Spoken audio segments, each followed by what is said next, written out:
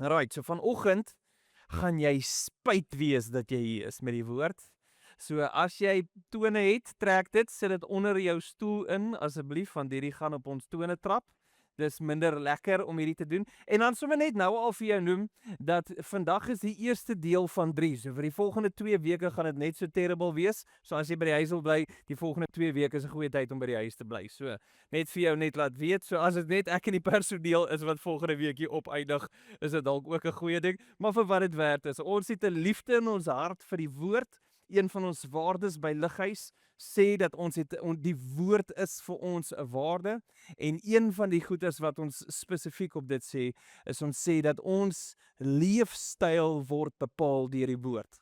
Dis wat ons sê, die leefstyl word bepaal deur die woord. So ons is besig in Romeine 12, en ek wil net vir jou weer vers 1 lees, want dit bring vir ons die basis van waartoe ons gaan beweeg. So Romeine 12 vers 1. My liewe familie in die Here, julle weet hoe baie God vir julle omgee. Daarom pleit ek by julle om julleself as lewende offers aan God te gee. Lewe volkome toegewyd aan hom, leef slegs vir sy applous en goedkeuring. So hy sê vir my en vir jou, hy sê vir ons dat jy moet 'n lewende offer wees vir God. Wat beteken? Jy moet sê, Here, hier is ek, in my wese, ek gee myself vir u. Nie, jy gaan maak jouself dood nie, hy sê jy moet 'n lewende offer wees. So met ander woorde, in jou leef, in jou doen, in jou manier van optree, hier is wat ek en jy moet doen, is jy moet jouself as 'n lewende offer vir God gee. Okay, so dis wat hy sê, en jy leef slegs vir sy applous en die feit dat hy vir jou die goedkeuring gaan gee. So dis die basis van Romeine 12 vers 1, en dan gaan hy aangaan in vers 2, en dan sê hy vir jou dat dit moet verander, dat die Here ons moet help om die manier van ons dink te verander. En dis waarmee hy begin. Nou moet ek en jy wel sê, dat daar is, ons het nou laasweek toe gesels ons bietjie oor die konsep, die Latynse stelling coram deo, en dit beteken om te kan sê dat ek leef voor die aangesig van God. So ek beteken dat elke liewe dag wat ek leef, moet ek leef asof ek voor die aangesig van God is. Dit was wat ons gesprek was oor laasweek gewees. Nou moet ek wel sê, ek dink daar is sekere stellings in die Bybel wat verskriklik moeilik is om te doen. So met ander woorde, daar is sekere verse wat ons so min van hou om te doen, dat ons het 'n loophole uitgefigure. Het jy al ooit loopholes gesien as mense vir jou sekere goed as jou brein, al ons kriminele, steek gou julle hande op, net gou vinnig, ons is goed met loopholes kry. So die blote feit is net, daar is 'n loophole, okay? En die loophole loop soos volg. Nommer 1, die Here gee vir ons 'n opdrag. So daar sekere stellings in die woord, dis 'n opdrag vir my en vir jou. Nou moet ons eerlik wees dat hierdie opdrag is nie super opgewonde om dit te doen nie, en as gevolg van dit is ek ongehoorsaam. So jy weet die Bybel sê dit, maar ek doen dit nie. Nou moet ons versigtig wees, want ons het laasweek gesê dat as ek en jy sonde wil definieer, sonde word gedefinieer as 'n ongehoorsaamheid teenoor God. Okay? So met ander woorde, God gee die opdrag, ek is ongehoorsaam, maar hier is die loophole. Die Here gaan my vergewe. Nee? Ja, hy gaan my vergewe. So my ongehoorsaamheid gaan my hy gaan my vergewe. So dan kan ons gaan na die volgende opdrag toe. En dan wat gaan gebeur is as die Here my weer opdrag gee, en as dit vir my baie lekker om hierdie opdrag te luister nie, dan gaan ek net weer ongehoorsaam wees, en dan weet ek hy gaan my net weer vergewe. En hierdie is 'n verskriklike, gevaarlike loophole. Nou ek gaan vir jou 'n voorbeeld gee, en die voorbeeld is van 'n versie wat 'n opdrag is, en dan gaan jy sien hoe jy in hierdie loophole inval. Wil jy dit sien? Okay, so vir die van julle wat jou Bybel goed ken, hier is waar die versie staan. So dalk weet jy wat staan daar, maar kom ek gaan vir julle ek gaan hom woord vir woord vir jou gee. En teen die tyd wanneer ek die 4de woord vir jou gee, gaan jy weet waartoe gaan ons met hierdie ding. Okay? Dis hoe goed jy hierdie vers ken. Okay, so die eerste woord, julle. So met wie praat hy as hy sê julle? Sluit dit ons in? Okay, so julle, is hierdie 'n opdrag? Dis 'n opdrag, so julle moet, okay, dis nie julle mag of julle kan, of as jy iewers te gelei voel nie, dis jy moet, ek moet, julle moet, julle, okay, hier is die volgende woord.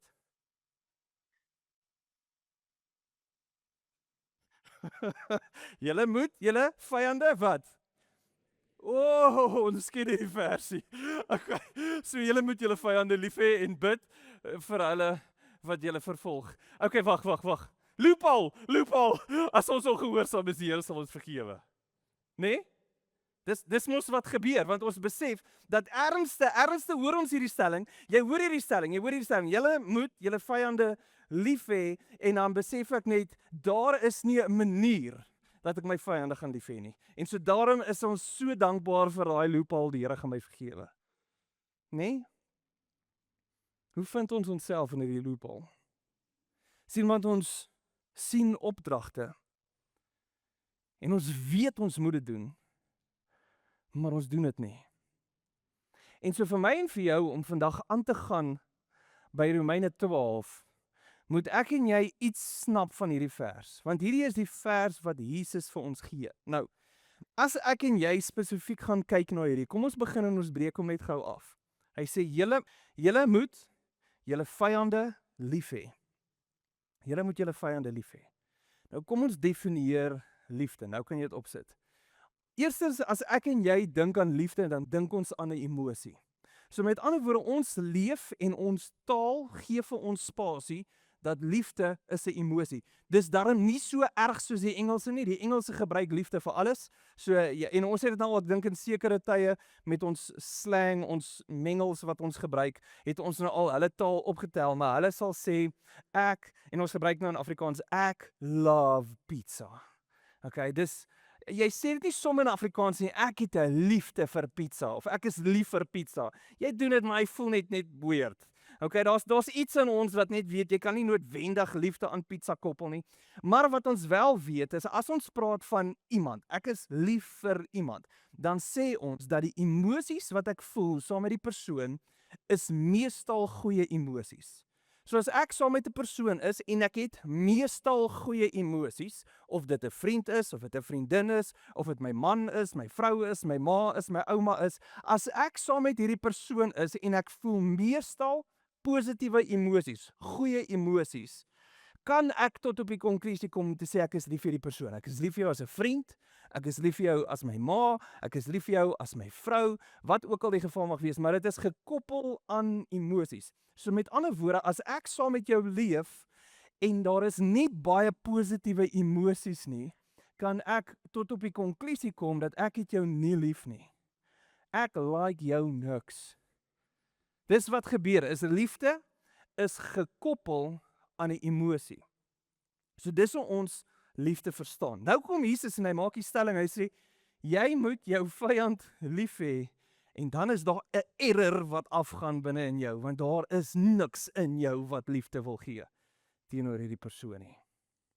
Maar jy moet verstaan dat wanneer hy kom praat van liefde, gebruik hy die Griekse woord liefde, en ek sê dit vir jou op die volgende slide, dis die woord agape. En as hy praat, dan het dit niks uit te waai met emosie nie. Dit praat oor jou gesindheid, en dit praat oor 'n aksie. Wat beteken? Is daar 'n gesindheid wat jy moet hê teen 'n persoon. Niks uit te waai met emosies nie. Hy kom en hy praat van liefde as 'n gesindheid. So met ander woorde, die manier hoe ek God sien, en die manier hoe ek die persoon sien, bepaal my gesindheid teenoor die persoon. So nou met ander woorde, nou leef ek saam met my vrou, en sy is besig om my mal te maak. Want onthou nou, almal wat al geskei het, weet hoe voel dit om te sê dat my vrou of my man het my mal gemaak. Dis, jy's kens, jy gaan van jou trolley af. Nou, ek is dankbaar, my vrou het my nog nie by die afgrond afgegooi nie, en so, kom ons gebruik hierdie as 'n voorbeeld. Nou is ek en sy op 'n punt, wat ons mekaar nie kan verdra nie. Al die vorms van emosies is weg. Hier is wat agape sê. Nie wat Jean sê nie, hierdie is wat agape, die woord agape vir my en vir jou gaan definieer. Irrelevant van jou emosies. Hoe sien jy die Here? Here, teenoor u en u alleen het ek 'n verbond gemaak. Teenoor my vrou het ek 'n verbond gemaak. En alhoewel daar niks in my is, niks positiewe emosies nie, gaan ek haar lief hê. Dis wat agape vereis. En dan sit hy nie net 'n gesindheid nie, hy koppel langsom 'n aksie. Die manier hoe jy dan optree vir daai persoon. En jy kan dit gebruik vir die persoon wat in jou huis bly. Dit kan wees vir die persoon wat by die werk is. Dit kan gebeur by enige iemand wat daar buitekant in jou sosiale groepe is, of tussen 'n familielid, maak nie saak waar dit is nie. Daar is mense wat jy kan klassifiseer as 'n vyand. En ek sê vir jou dat jy weet 'n persoon is 'n vyand wanneer hy meeste van jou mental space opneem en is negatief. Elke keer as jy dink aan daai persoon, raak jy in jou wese ongelukkig. Daai is 'n vyand. En so nou kom hy maak die stelling en hy sê, jy moet jou vyand nie emosie nie, in gesindheid en in aksie lief hê. Nou, Jesus maak hierdie stelling wat hy sê in Matteus 5 vers 44. As jy 'n paar verse moet terugspring na vers 39 toe, dan gee hy vir jou voorbeelde van hierdie. Dan sê hy, wanneer iemand jou op die regterwang klap, wat moet jy doen? Julle ken die vers. Sou baie beter gewees het om nie die vers te ken nie. Nou, kom ek vir jou net gou verduidelik. Kom ons doen net gou vinnige toets hierso. Hoeveel van julle skryf, klap met jou regterhand? Net gou vinnig, nie regtig klap nie. Wie is regs? Almal wat regs is? Okay, laat sak. Wie is links? Okay, almal weet, linkerhand mense is in die minderheid. So met ander woorde, vir meeste van ons wat regs is, as ek voor jou staan en jy klap my, op watse wang klap jy my? Op my linkerwang. So wanneer jy iemand klap op die regterwang, is dit gewoonlik die vernederende backhand klap. So dis wat gebeur het wanneer die tollenaars, gewoonlik as jy gekom het en jy het vis gevang, en jy het klaar vis gevang en jy kom uit en jy het jou visse verkoop, en jy het nie genoeg geld om jou belasting te betaal nie, en jy staan voor die tollenaar, was dit gewoonlik 'n ding wat gebeur het om jou te verneder, het hy so met 'n backhand geklap, so die gesig. En hy sê, wanneer dit gebeur, wat moet jy doen? Ander wang draai. Vir wat? Vir die regte klap. Minder lekker om hierdie stellings te hoor. Dis minder lekker om hierdie stellings te hoor. En dan sê hy, okay, nou die volgende ding, as iemand jou vereis, selfs hof toe vat vir jou onderbaadjie, gee jou bokleed. As 'n soldaat na jou toe kom en hy sê, dra my goed vir 'n myl, dan sê jy, ek kan vir jou dra vir 2. Niks uit te waai met emosie nie. Hoor mooi, niemand klap jou deur die gesig en jy voel happy daaroor nie. Daar is geen happy hormones wat daar afgaan in jou liggaam nie. Daar is 'n gesindheid en daar is 'n aksie wat in plek moet wees, wat saam met liefde kom. So met ander woorde, wanneer hy sê dat ek en jy moet ons vyande, die ou wat jou negatiewe mental space occupeer, daai ou wat hier binnekant net heeltemal ontstoke maak, hy sê jy moet daai ou lief hê. Dis rof, dis moeilik. En dan lees ons die vers verder, sit weer vir my Matteus 5:44 op. Dan sê hy, julle moet julle vyande lief hê en bid vir hulle wat julle vervolg. Bid vir hulle wat julle vervolg. Nou, kom ek gee gou vir jou 'n voorbeeld, om net hierdie ding heeltemal mooi te verstaan, om te kan snap wat bedoel hy eintlik met hierdie. Ons 'n storie wat jy vreeslik goed ken. Die storie speel af in 1 Samuel 17. Die storie is een van die eerste stories wat jy al mee groot geword het, en is die storie van Dawid en Goliat. So op 'n stadium, en hiersoos vir jou 'n download, jy hoef nie nou te gaan lees nie, maar hiersoos jou download vandag. So Dawid, jong seun, hulle verwag dat hy is onder die ouderdom van om as te gaan veg. So met ander woorde, vegouderdom was omtrent 20 jaar oud gewees, so hy was 'n tiener gewees. Meeste ouens sê hulle verwag om en by 16 jaar oud gewees. So hier is Dawid en hy dra kos aan vir sy broers en hierdie ouens is by die oorlog en dit is die oorlog teen die Filistyne. So die Filistyne het opgetrek teen die Israeliete en hier staan die ouens en die Filistyne sê ons het 'n goeie plan. Julle stuur julle beste ou na ons toe En ons bring ons beste ou, en die ou wat wen is die ou wat die oorlog vat. En hulle stuur vir Goliat. Nou Goliat is die ou wat vir 40 dae lank, elke oggend en elke middag kom hy uit, en hy skree, en hy sê, bring vir my julle beste vegter. Nou staan Dawid hierso, en hy bekyk nou hierdie hele situasie, en hy sê vir sy broers, hoorie, maar wat gaan hier aan? En nou, hele geworstelery en 'n hele gepraat, en dan is hy by Saul, en hy trek, en hy pas 'n hele uitrusting aan, en dit werk nie, dit is te swaar, en nou gaan hulle terug, en hulle is soos, okay, nee, wag, hierdie ouetjie gaan hom nou self aanvat. Nou net om gou vinnig vir jou perspektief te gee, ek het nou vir Thomas gevra, Thomas, kom jy gou vir my vorentoe asseblief. Oom Frans, kan ek oom vra om ook vorentoe te kom asseblief? Ja, oom Frans, oom Lang Frans. Ons ken hom as oom Lang Frans, want hy's een van ons korter mense in ons gemeente. Thomas, staan jy vir my aan daai kant van die kansel? As hy, oom Frans, oom kan staan hierso vir my. Nou sê gou vir my, hoe lank is oom? Nee, in lengte. 6,5. Nee, maar in meter. Normale mense dink aan meter. 1,96. 1,96. Okay, staan hierso. So hy's 1,96 en Thomas is 1,69, 1,69. So hy's net onder 1,7. Nou, vir die van julle wat dink enige iemand wat onder 1,7 is nie sterk nie. Direk jy om vir Thomas te kom stoei. Okay? Jy stoei nou al vir 30 jaar. so hy's moenie vir 'n oomblik dink dat hierdie ou nie krag het in hierdie lyfie nie. Hy het 'n oupika, ek en hy altyd so, dit is so spaghetti lyfies by die werk. So, maar die groot ding is hoe jy Thomas en die tipiese lengte van 'n Israeliet vegter daai tyd was 1,6. So is net bietjie korter as Thomas. Nou koning Saul was 1,9. Nou staan gou hier langs Thomas. So met ander woorde, as ons nou praat van, onthou julle sien mos op 'n stadium, nou sien julle op 'n stadium wanneer hulle sê Saul staan kop en skouers bo die ander, verstaan julle min of meer hoekom het hy soveel beter en langer gelyk as die ander Jode wat om hom was. Want dit was ons koning. Nou, moet julle onthou, as jy praat van 'n 16-jarige, sal hy nog kleiner wees as Thomas. Nou gee koning Saul vir die kleiner weergawe sy borsplaat en alles, en hierdie ouetjie soos, ek gaan hierdie nie maak nie. Daar is geen manier nie. Nou, in perspektief, kom staan gou hierso by die kruis, al twee van julle. Nou, hierdie kruis is om en by 3 meter. Hierdie is om en by die size van Goliat.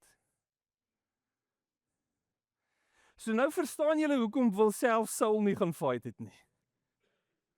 Want maak nie saak wat, en hier is die groot ding. Hy was nie 'n lang 3 meter ou wat soos 'n spaghetti gelyk het nie. Nee, hierdie ou se uitrusting, net sy borsplaat en sy helmet was 60 kg gewees. So met ander woorde, nou staan jy en hierdie ouens kyk nou vir oom Goliat. En hierdie is 'n minder lekker fight om te wil hê. Dankie julle kan maar gaan sit. So nou, dis jou perspektief. Jy sien hierdie, jy sien 'n tipiese soldaat, en jy sien die size van koning Saul, en jy sit dit teen 'n Goliat, en daar is iets in jou wat vir jou sê, hierdie ding maak nie sin nie. Niemand is opgewonde oor hierdie fight nie, behalwe Goliat. En dan kom Dawid. En weet julle wat lees ons van Dawid in 1 Samuel 17? Ons lees hom spesifiek, hy sê 1 Samuel 17 vers 45. Hy sê, maar Dawid het vir die Filistyn gesê, jy kom na my toe met 'n swaard en met 'n vegspies en met 'n kromswaard, maar ek kom na jou toe in die naam van die Here, heerser oor alle magte, die God van die gevegslinies van Israel, en wie jy 'n bespotting maak. Vandag sal die Here jou in my hand oorlewer, en ek sal jou verslaan en jou kop afkap. Ek sal die lyke van die Filistynse leer vandag nog aan die voëls van die hemel en aan die wilde diere van die aarde gee, sodat die hele aarde sal weet dat Israel 'n God het. En dan sal hier die hele strydpag moet erken dat dit is nie deur swaard en vegspies dat wat die Here verlos nie. Ja, die oorlog behoort aan die Here en hy sal julle in ons hand gee. Iets gebeur. Dawid, so klein soos dat hy is, kyk vir Goliat. En hy besef, as jy Goliat langs God moet sit, is Goliat baie klein. Dis wat gebed doen vir jou vyande. Is sien, 'n vyand in jou lewe lyk eislik groot en hy vereis baie van jou. Maar die oomblik wanneer jy bid vir hom, sit hy hom in perspektief teenoor jou God. En so dan, wanneer Matteus 5 vers 44 sê, jy moet jou vyande lief hê, en jy moet vir hulle bid, kyk jy nie meer vir die persoon nie. Jy kyk vir die God, die skepper van alles. Dis wat Dawid gekyk het toe hy vir Goliat sien. Toe sien hy nie 'n man wat 3 meter lank is nie. Hy kyk nie na 'n ou wat oorlog voer met 'n swaard en 'n spies nie. Hy kyk na sy God en hy sê die oorlog behoort aan God. En so ek wil vir jou vandag sê dat wanneer God 'n opdrag maak aan my en jou om te sê jy moet jou vyande lief hê. As jy vir jou vyand gaan kyk, gaan daar niks in jou wees wat dit wil doen nie. Maar as jy verby jou vyand kyk en jy kyk na die God aan wie jy aanbid, dan bring dit perspektief in jou hart. En so dan lees ons Romeine 5 en Romeine 5 sê vir ons die volgende. Romeine 5 vers 3. Hy sê ons beroem ons ook op ons verdrukking. Hy sê hierdie gaas, hierdie verdrukking wat ons ervaar, ons beroem ons op ons verdrukking, omdat ons weet verdrukking bewerkstellig volharding, en volharding lei tot betroubaarheid, en betroubaarheid tot hoop, vers 5. En die hoop beskaam nie, want God se liefde is in ons harte uitgestort. Hy praat van God se agape liefde, is in ons harte uitgestort deur die Heilige Gees wat dit aan ons gee. So met ander woorde, God stort sy liefde van agape in jou in, deur die Heilige Gees. So wanneer jy voor jou vyand staan om liefde te gee, is jy nie die bron van daai liefde nie. Maar dit is die Heilige Gees in my wat my enigstens die kapasiteit gee om mense lief te hê. So hoe lyk dit? Dit beteken dat wanneer ek 'n vyand het, dan begin die gebed met Here, in my wese, in my emosies, het ek niks om hierdie persoon lief te hê nie. Daar is niks in my nie. Maar Here, ek weet wie is U. Ek ken U, U is die almagtige skepper. My lewe is toegewyd aan U. Ek is 'n lewende offer, Here, en ek is nie hier om goedkeuring by mense te kry nie. Here, ek lewe vir U applous en U alleen. En daarom, Here, bid ek vir hierdie persoon. Mag U goedheid in hierdie persoon wees. Here, mag hierdie ou U beleef. Dis hoe daai gebed lyk, nie uit emosies uit nie. En so liefde vloei vanuit jou perspektief van wie God is, en dan is dit in jou wese 'n gesindheid en 'n aksie wat moet vloei uit jou uit. En as ek en jy daai opdrag verstaan, as ek en jy verstaan wat Jesus bedoel het toe hy gesê het, jy moet jou vyande lief hê, as jy daai konsep verstaan, dan kan ons eers gaan na Romeine 12 toe. So blaai vir my na Romeine 12 toe en ons begin vir hom in vers 14. So Romeine 12 vers 14 tot en met vers 21 toe gaan vir jou verduidelik hoe lyk hierdie prakties. Hoe gaan jy dit prakties toepas in jou lewe? Hoe lyk dit maandagooggend wanneer jy gekonfronteer is met hierdie persoon? Hoe lyk dit as jy hierso is en jy sien en jy beleef daai persoon? En dan begin hy hierso met vers 14. Kan ek net sê, daar's 8 verse en vanaf hier tot en met vers 21 toe. 6 van hulle hanteer jou vyand. So daar is 2 verse wat hy vir ons 'n breek gaan gee, maar die res van dit gaan oor ons vyande. So kom ons gaan vers 14. Spreek God se seën uit oor diegene wat op julle hakke is om julle te vervolg. Ja, julle het reg gehoor. Spreek God se seën uit oor hulle, moenie hulle vervloek nie. As hy praat van spreek God se seën uit, wat hy eintlik van jou vereis, hy en hierdie breek my. Praat goed van hulle. Dis rof. Dis rof. Praat goed van hulle. Nie net agteraf, ag Here seën hulle, maar hier is daai ou se buffel. Nee, praat goed van hulle. En dan die ander stelling wat hy saam met hierdie Griekse woord bedoel, praat goed teenoor hulle. Oei.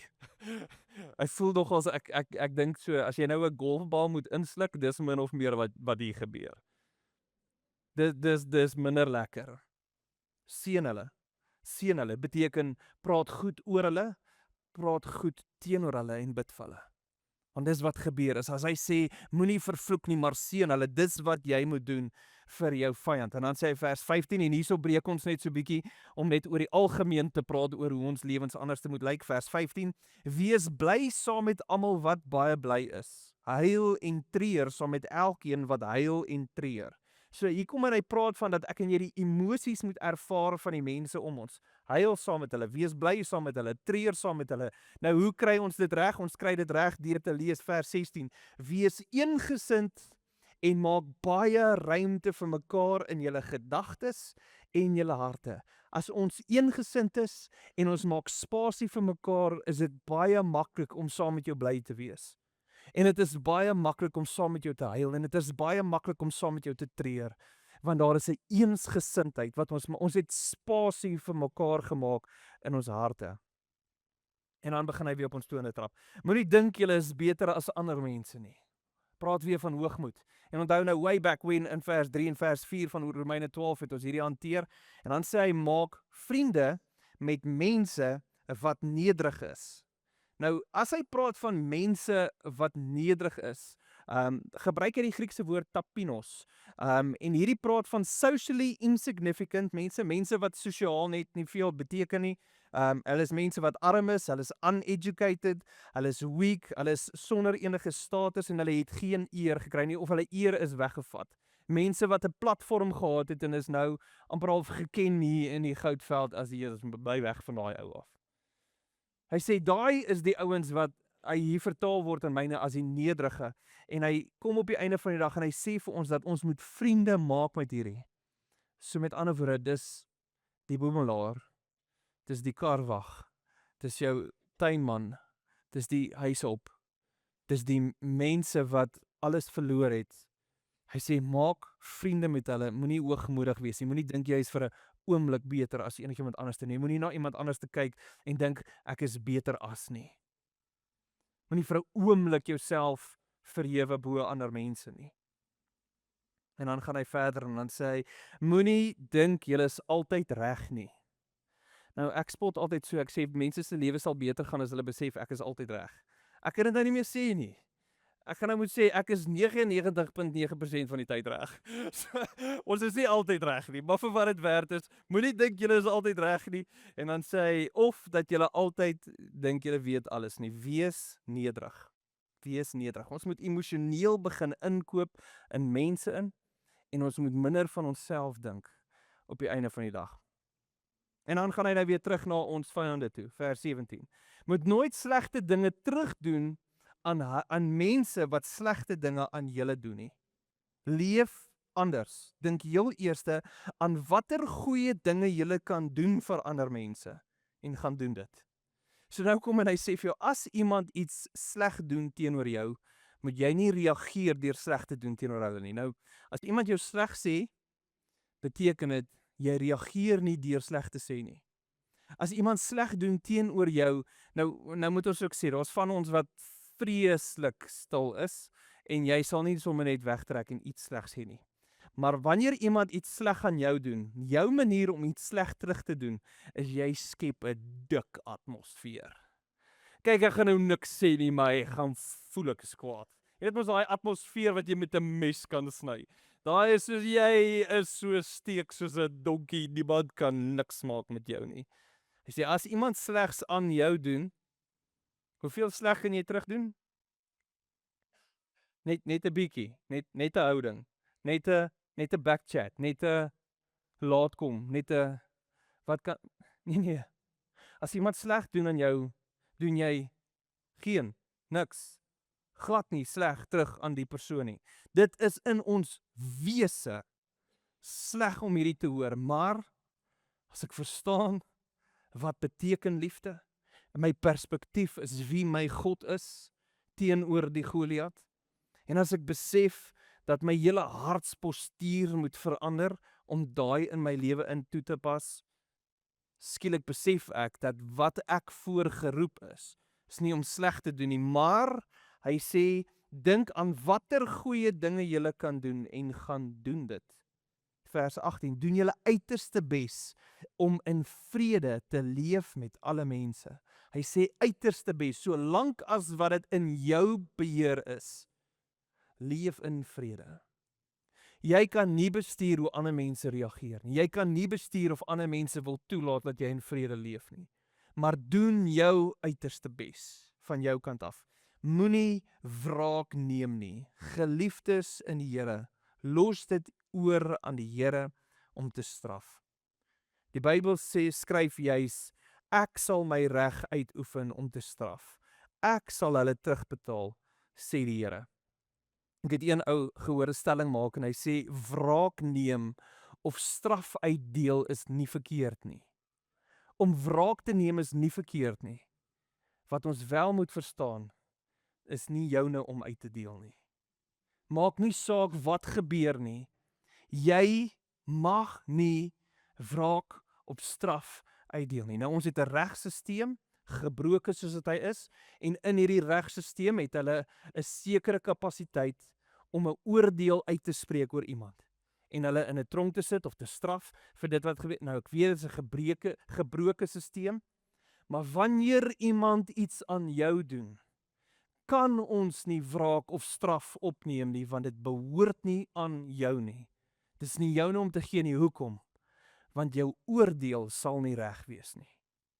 Hoor mooi, daar gaan 'n dag wees wanneer elke persoon voor God staan en jy moet rekenskap gee oor dit wat jy gedoen het. Laat God toe om sy wraak en sy straf uit te stort oor mense. Wraak en straf is nie verkeerd nie. Dis net nie myne en joune om te kan uitdeel nie. Dan gaan hy vers 20. Dan sê hy, daarom, as jou vyand honger is, gee vir hom kos om te eet. As hy dors is, gee vir hom iets om te drink. As jy dit doen, is dit net so goed soos om 4 warm kole op sy kop te sit, want jy maak hom bloedrooi van skaamte. Ek en Romien net gister het ons 'n gesprek oor hierdie, oor hoe verstaan ons hierdie? Want die blote feit is, as jy iemand het wat 'n vyand is, en jy is so nice met die persoon. Het jy al agtergekom hoe moeilik is dit om lelik te wees met nice mense? Jy kan net nie lelik wees met nice mense. En so nou wat gebeur is, nou sê hy vir jou, as iemand jou sleg hanteer, dan doen jy goed.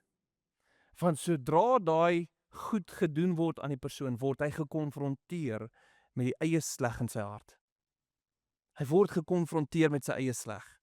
Want wraak en straf behoort aan die Here. En so hy nooi ons in om hierdie te doen. En dan vers 21, moenie dat dit wat sleg is, wen in jou lewe nie. Want dit wat sleg is deur goed. Of wen dit wat sleg is, deur goed te doen. So met ander woorde, ons moet 'n leefstyl begin kweek van goed doen teenoor ons vyande. So as hy kom en hy praat van jy moet 'n liefde hê vir jou vyand, dan praat hy spesifiek oor 'n gesindheid en 'n aksie. Hierdie aksie is, ek neem nie wraak nie. Beteken dat ek doen goed. Beteken ek gee vir hom kos. Ek gee vir hom water. Ek is die ene wat 'n goeie gesindheid het in die chaos. Loophole. Nee? Skielik wil ons uitroep vir 'n loophole. Here, mag ek nie net ongehoorsaam wees hier nie. Stuur vir my daai offergawe maatjie dat ek net 'n paar rand insit. Dan voel ek net beter. Dan sê ek, Here, weet jy net hoeveel geld het ek vir daai kerk gegee? Nee, Here, as ek en jy 'n perspektief het oor wie God is. En ons sing vanoggend spesifiek, and I love you, and I love you, and I love you. As ons 'n regwaar 'n liefde in ons hart het vir God, dan gee hy vir ons 'n opdrag soos jy moet jou vyande lief hê en bid vir die wat jou vervolg. En dan sê ons, ja Here. Ja Here. Korum Deo. Ek leef voor u aangesig. En dit gaan vir baie van julle, gaan dit môre affekteer, as jy by die werk kom. Vir van julle gaan dit affekteer, as daai ander persoon binnekort in jou area gaan beweeg, of 'n verjaarsdag kom nader, wat ook al die geval mag wees. Mag jy verby Goliat kyk, en jou God raak sien, om hierdie te kan uitleef, en weet dat die kapasiteit om liefde te kan uitdeel, kom nie uit jouself uit nie, dit kom vanuit die Heilige Gees. Kom ons sluit die oë.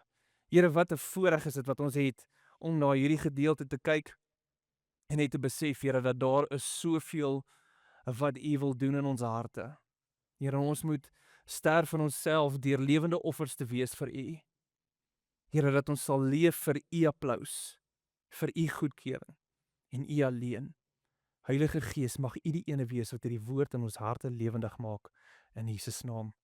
Amen.